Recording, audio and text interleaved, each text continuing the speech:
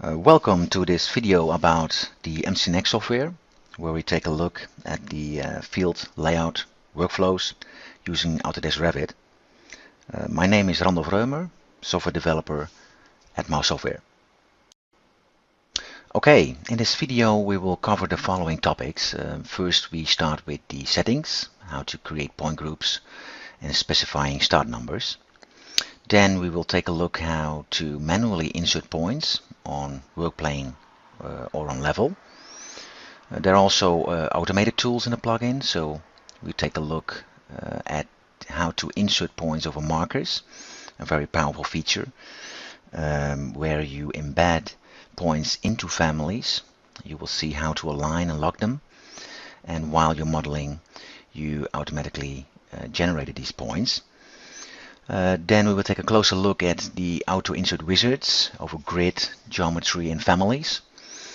Also we will cover how to set up control, how to apply a coordinate system, project internal shared coordinate system, and how to use the survey point in Revit. Then when we have set up control, we will take a closer look how to input points from a robotic total station, and how to export a background file and points to a robotic total station as well. And finally, at the end of this video, we will take a look at how to handle as-built surveys, how to generate deviations in Revit, and how to generate a point comparison report. Alright, let's get started. Before we begin in Autodesk Revit, let's take a brief look at the general settings of the MCNX software, which you can find at the ribbon Quick Access toolbar. Here you can select the language for the software, as well as specifying a project location for your new projects.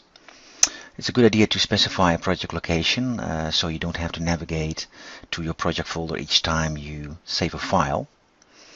On the Units tab you can specify a coordinate order and the MCNX units. The MCNX software will convert the coordinate data as well as the background file from the Revit project units to these MCNX units, so be sure to set it correctly here.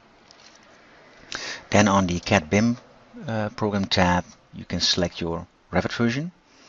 In this video we will use Revit 2015, so we can press OK. And now that we have specified the settings, choose Prepare Points in CAD Revit to start the Revit software. Okay, now that Revit is started, you can find the MCNX plugin in the ribbon. And I just opened the Advanced Sample project, which you can find in the Samples Files folder of Revit 2015. And there you can find the Advanced Sample project file, which I will use in this video. To start adding points to the project, first let us check the snap functions, and be sure to select only the snap function that you need.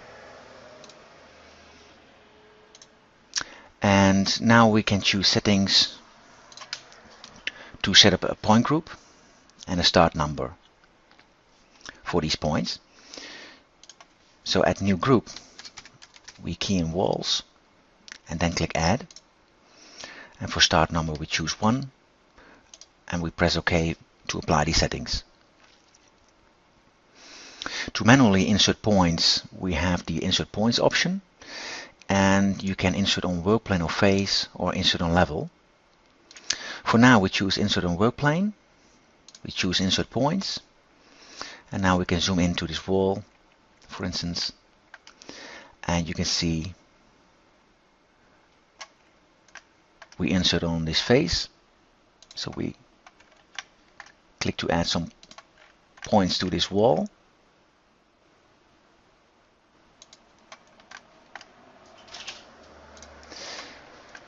And to exit the command, you have to press twice the escape button. You can also insert points on level.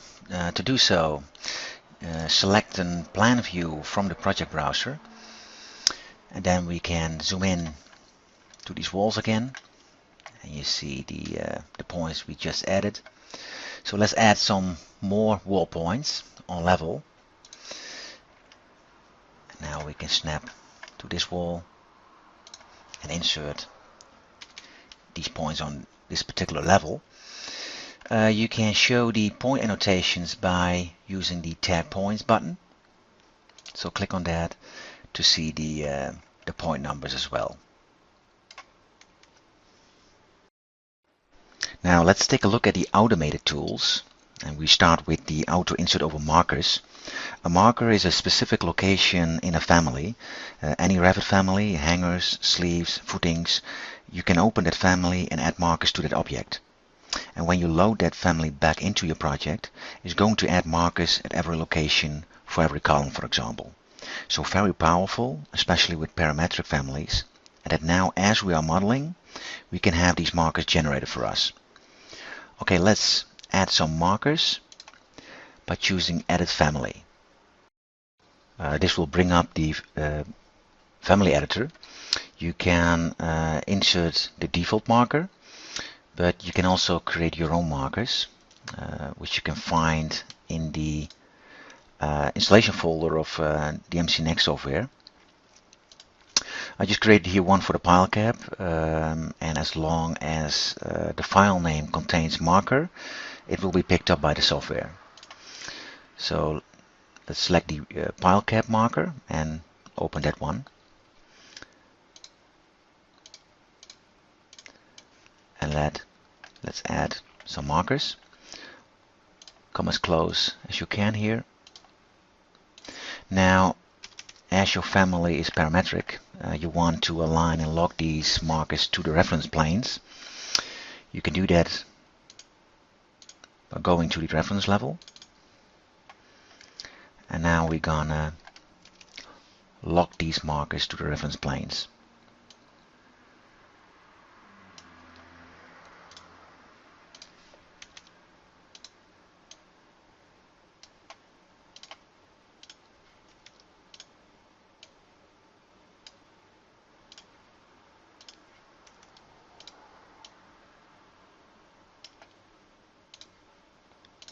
Now we do the same for the elevation. You see our marker. We use the Align tool. First we select the reference level, and then you can use the Tab key to select all the markers. We're going to lock this to the reference plane.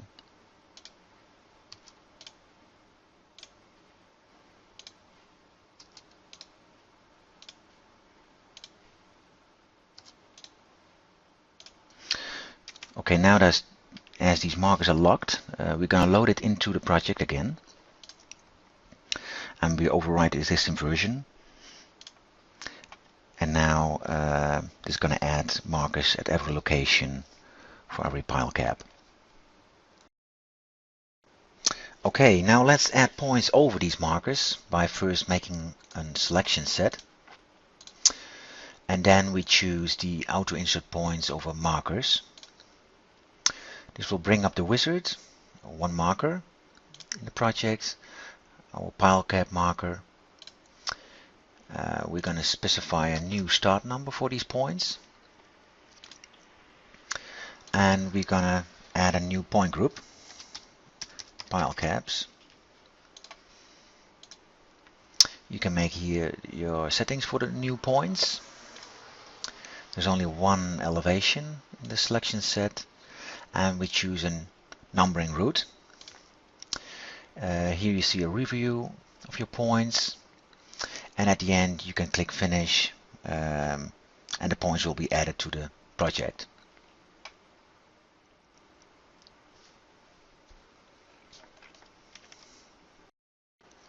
Okay, so markers is ideal to prepare families with future layout points while you are modeling the project. The Auto Insert Points Over Families has a more simplified workflow to add some more points to families afterwards. Now let's add some points to these columns to see how that works. So we choose the Auto Insert Points Over Families, select the column, and select the center point. We press escape twice and the wizard comes up, 189 points found. We're going to specify a new start number for these points. We're going to use the point description. We select the column location mark, for example. We're going to key in a new point group, columns. We can make the settings here for the points. We have 3 elevations. For now we only select the entry level. We choose a numbering route and we see a review of our points with the column location mark included. And at the end of the wizard we can click finish and to add these points to the project. You can also insert points over geometry. To see how that works, let's select this floor and then choose Auto Insert Points over Geometry. This will bring up the wizard, 1 element found, and we're going to specify a new start number for these points. You have here a couple of options, center points, center lines. For now we choose the vertex and segment points for this floor. Here you can specify, if arcs are included, the number of arc segments and the distance. We key in a new point group, floor 2.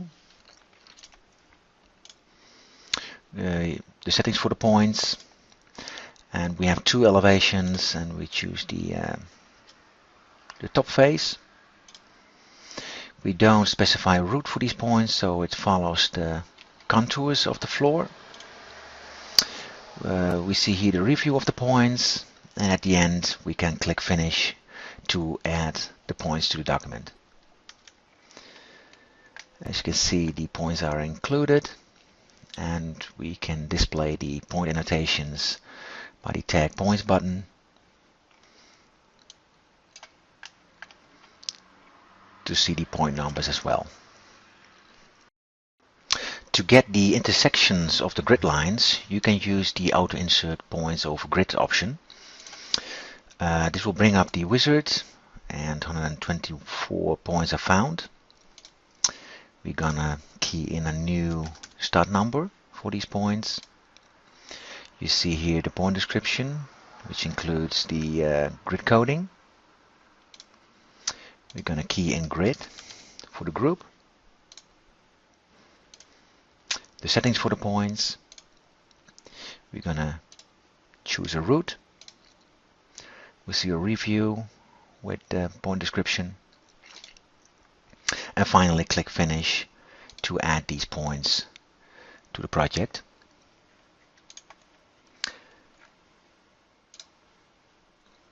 As you can see, points are added at every intersection. Now that we have added some point groups, let's take a look at the visibility and how to edit the point groups. Click on the Show Hide button, and here you can control the visibility of the point symbols and the tags of each point group, as well for the deviation groups and the markers. So let's turn on only the columns group, and you can edit this group by choosing Edit Points. Then you can delete or edit the group. So for now, let's edit the columns group. You can store it in a different group if you like. And here you can make new settings for these point group. Let's say description for now for the annotation, and at the end click finish to apply these new settings. And as you can see, you see now the column location mark as description. Now that we have added some point groups, let's set up control and apply a coordinate system for this project. There is a project base point and a survey point in Revit, and initially these points are at the internal startup point 0, 0. You can display these points by using the Reveal Hidden Elements button. The project base point is a reference mark for any file and isn't shared between files. It's just used as a reference for spot annotations that will be useful to the builder. When you look at the survey point, there's only one real-world survey point for the project. So also for projects with multiple linked Revit files. When you have linked Revit files in a project and the coordinates are published, the survey point will be updated and saved for each linked Revit file. To position the project to the real-world survey point in the field, we're going to use the survey point in Revit. To do so, we need two reference points that are measured by the surveyor in the field and make these two reference points present in the Revit project, so we can snap to these points. In this example, we're going to use the two corners of the building, and this corner is measured by the surveyor and labeled as point 2001, and the other corner of the building is measured by the surveyor and labeled as point 2002. Now let us display and move the survey point to the first corner of the building. So we go to View, Visibility and Graphics, and we scroll down to Site, and we check the survey point. So the triangle we can see is the survey point. So we select it, we keep it clipped, not unclipped, and we move it to the corner of the building.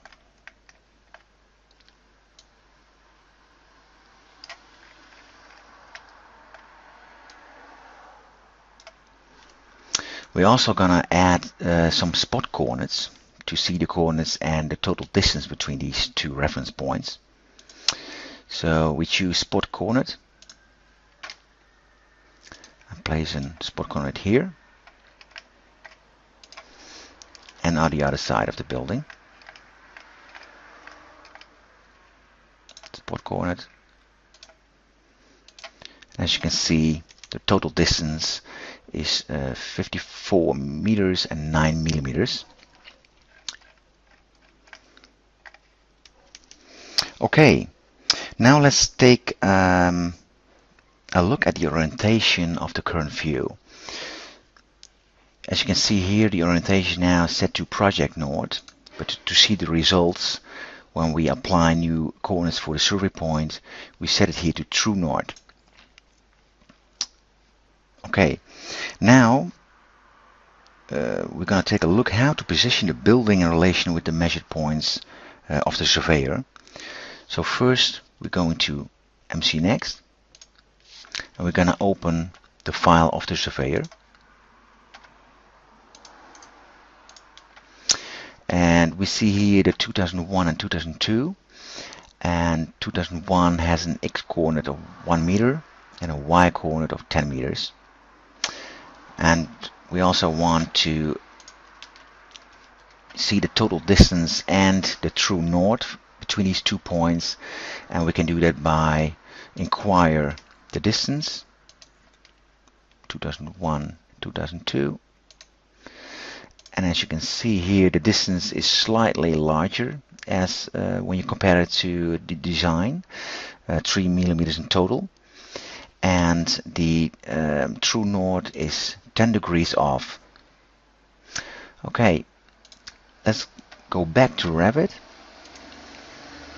And to enter the coordinates of the surveyor for the survey point, we're first going to unclip the survey point. And then we go to Manage and choose Specify Coordinates at Point. We select the corner of the building, and for east we key in 1000. The project units, the Revit project units are in meters in this case. For north we key in 10,000, and for the angle from project north to true north we key in 10 degrees west, and we press OK, and now we can see it's orientated to true north, and you can switch back to project north by changing the orientation from true north to project north.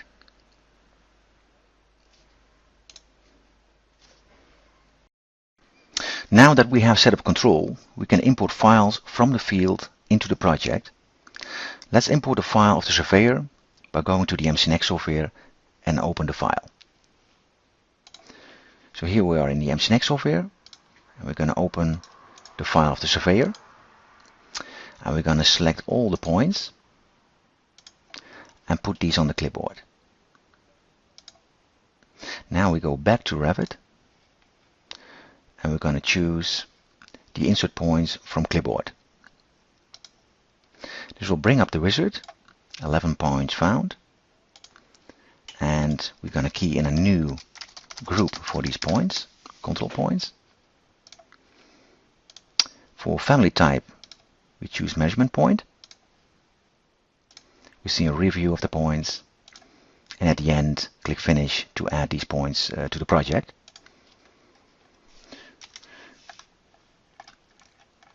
And now we can tag these points, and we see the reference points of the building and the control points of the surveyor that he's using to lay out the project. To export the points to a robotic total station or a GPS receiver, you have the options Export Points and Export Background File and Points. When you choose Export Background File and Points, the current view will also be exported and scaled to the MCNX units. So when you have selected a 3D view from the project browser in Revit, a 3D DWG or DXF file will be exported. And when you have selected a plan view from the project browser, a 2D DWG or DXF file will be exported. For now, let's export the entry level and export the points to the MCNX software by choosing Export Background File and Points. The background file will be created, and the point groups will be loaded in MCNX as we have created in Revit. To export the point groups and the background file to a device, you can choose Export to Device, and here you can select the point groups that you would like to export. For now, let's choose Pile Caps and Grid. Here we key in the file name, entry level. We create separate files by group, and we're gonna include the background file. Now we can click Explore Project Folder, and the files will be put on the clipboard. We can create a new folder, entry level, and we're going to paste in these files.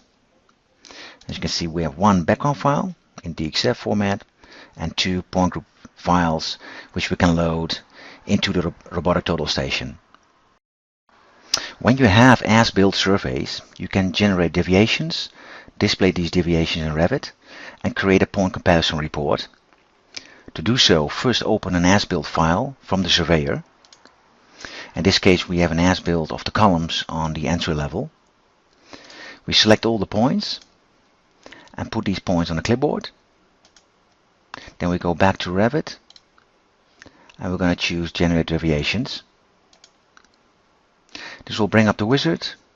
We click Next, and here we can specify a point group that contains the design points. In this case, we choose columns. Here we can specify the settings for the point comparison. For tolerances, we use for XY 10 mm, and the same for elevation.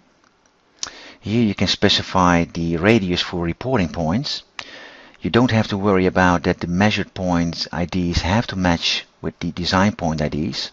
From the measured point, it will search within the specified radius and use the closest design point that has been found for the point comparison. Here you can specify the alignment and a 2D or a 3D comparison. For now we choose 3D comparison and we click next. Then we see the results. Column 301 is down and right, 3 millimeters and 2 millimeters down.